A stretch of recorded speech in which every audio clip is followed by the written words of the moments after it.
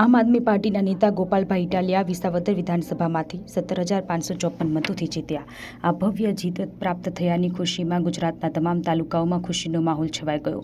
લોકો એટલા ખુશ હતા કે દરેક ગામમાં ઉજવણી કરવામાં આવી। ગોપાલભાઈ ઇટાલિયાની જીતની ખુશીમાં ઉમરગામ તાલુકાના પ્રભારી મિન્ટુ જયસ્વાલની અધ્યક્ષતામાં સંજાણ 4 રસ્તા ઝંડા ચોક ખાતે ફટાકડા ફોડીને ઉજવણી કરવામાં આવી। આ સાથે સૂત્રોચ્ચાર કરવામાં આવ્યા કે આમ આદમી પાર્ટી પરિવર્તનની માંગ કરી રહી છે। યુવાનો આમ આદમી પાર્ટીમાં ખૂબ જ રસ ધરાવે છે। યુવાનો આમ આદમી પાર્ટીમાં જોડાવા માટે ઉત્સાહિત છે અને આમ આદમી પાર્ટીમાં જોડાઈ રહ્યા છે। યુવાનો આમ આદમી પાર્ટીથી ખૂબ પ્રભાવિત છે। જો આપણા ગુજરાતમાં ગોપાલ ઇટાલિયા જેવા યુવાનો વિધાનસભામાં જાય તો તે સામાન્ય નાગરિકો માટે ખૂબ મદદરૂપ સાબિત થઈ શકે છે। સંજાણ ઝંડા ચોક ખાતે જય ગોપાલ ઇટાલિયા અને જય આમ આદમી પાર્ટીના નારા સાથે વિજયની ઉજવણી કરવામાં આવી। વિજય રાઠોડ, ઉમરગામ, સત્યલે ન્યૂઝ। મારું નામ મિન્ટુ જયસ્વાલ છે।